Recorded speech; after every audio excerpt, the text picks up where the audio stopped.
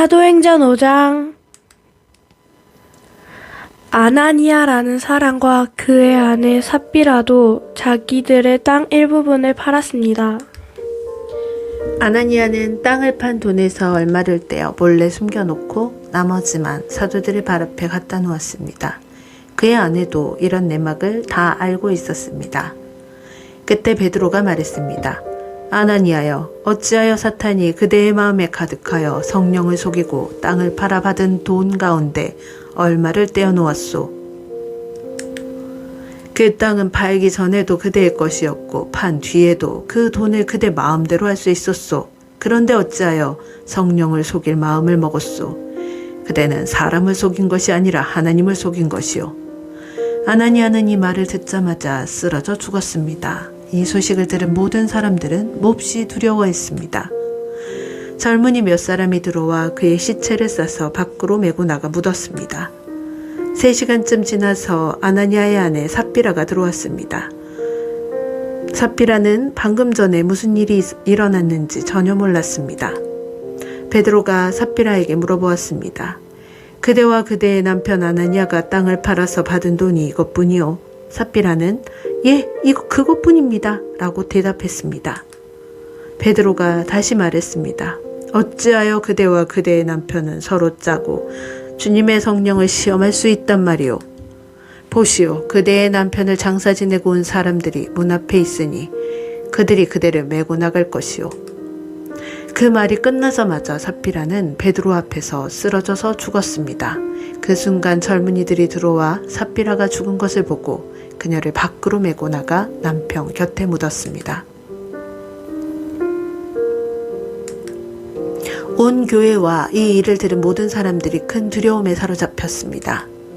사도들은 백성들 사이에서 많은 표적과 기적을 행했습니다. 믿는 사람들이 솔로몬 행각에 자주 모였습니다. 그들은 백성들에게서 칭찬을 받았습니다. 하지만 사람들은 감히 믿는 사람들의 모임에 끼어들지 못했습니다. 이런 중에도 주님을 믿는 사람들은 점점 더 많아졌습니다. 그리하여 남자나 여자나 믿는 사람의 수가 크게 늘어났습니다. 그러자 사람들은 베드로가 지나갈 때면 병자를 길에 데리고 나와 침대나 자리에 눕혀놓고 베드로의 그림자라도 그들에게 덮이기를 바랐습니다. 예루살렘 주변의 여러 마을에서도 사람들이 몰려와 들었습니다. 그들은 병자와 악한 귀신에게 시달리는 사람들을 데려왔으며 그들은 모두 고침을 받았습니다. 대제사장과 사두개파에 속한 그의 모든 동료들은 사도들을 향한 시기심이 가득하였습니다.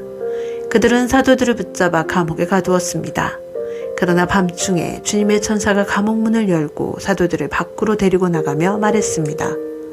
너희는 가서 성전에 서서 이 생명의 말씀을 백성들에게 다 전하여라. 사도들은 이 말을 듣고 아침 일찍 성전으로 가서 가르치기 시작하였습니다. 대제사장과 그의 동료들이 도착하여 이스라엘의 모든 장로로 구성된 공회를 소집하고 감옥으로 사람을 보내어 사도들을 데려오게 했습니다. 관리들이 감옥에 가보았으나 사도들은 보이지 않았습니다. 그들은 돌아와서 그 사실을 알렸습니다. 우리가 가서 보니 감옥 문이 굳게 잠겨 있었고 간수들은 문을 지키고 서 있었습니다. 그런데 문을 열고 보니 감옥 안에는 아무도 없었습니다. 이 말을 듣고 성전 경비대장과 제사장들은 사도들에게 일어난 일로 놀라며 당황했습니다. 바로 그때 어떤 사람이 와서 보십시오. 여러분이 감옥에 가두었던 사람들이 성전 뜰에 서서 백성들을 가르치고 있습니다. 라고 말했습니다. 그러자 성전 경비대장은 그의 부하들을 밖으로 데리고 나가 사도들을 다시 잡아왔습니다. 그러나 그들은 사람들이 자기들에게 돌을 던질까 두려워 폭력을 쓰지는 않았습니다. 성전 경비대에 속한 사람들이 사도들을 데려와 공회 앞에 세우자 대제사장이 사도들에게 물었습니다.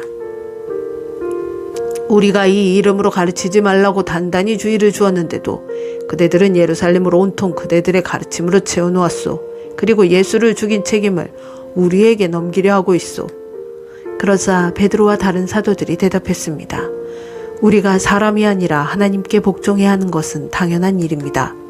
여러분이 나무에 매달아 죽인 예수님을 우리 조상의 하나님께서 다시 살리셨습니다. 하나님께서는 이 예수님을 높이 올리셔서 하나님 오른편에 앉게 하셨습니다. 하나님께서는 예수님을 우리의 지도자와 구세주로 삼으셔서 이스라엘에게 회개를 통해 죄 사함을 받게 하셨습니다. 우리는 이 일의 증인입니다. 또한 하나님께서 자기에게 복종하는 사람에게 주신 성령 역시 그렇습니다. 공의의 의원들은 이 말을 듣고 몹시 화를 내며 사도들을 죽이려 했습니다. 갑자기 가말리엘이라 하는 한 바리새파 사람이 공의의 자리에서 벌떡 일어났습니다.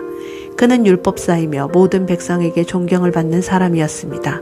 가말리엘은 사도들을 잠깐 밖에 나가 있게 하고 공의의 의원들에게 이렇게 말했습니다.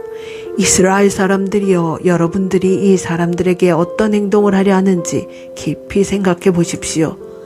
얼마 전에 드다가 출연했을 때의 일을 기억하십니까? 드다는 자기가 대단한 인물이라고 주장했고 400명 가량 되는 사람이 그를 따라다녔습니다. 그러나 그가 죽임을 당하자 그를 따르던 사람들도 뿔뿔이 흩어져 없어지고 말았습니다.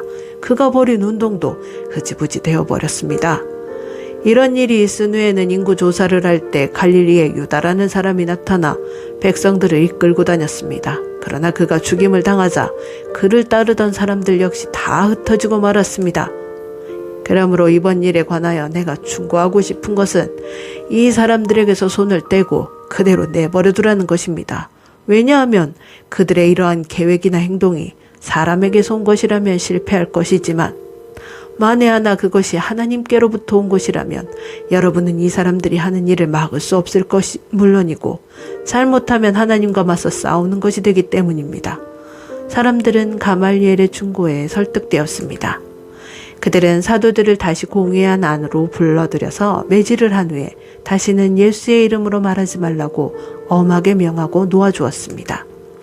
사도들은 예수님 때문에 모욕을 당하는 것을 영광이라고 생각하여 오히려 기뻐하면서 봉회를 나왔습니다. 그들은 날마다 성전 뜰에서 그리고 집집마다 다니며 예수님이 바로 그리스도라는 복음의 내용을 쉬지 않고 가르치고 전했습니다. 아멘.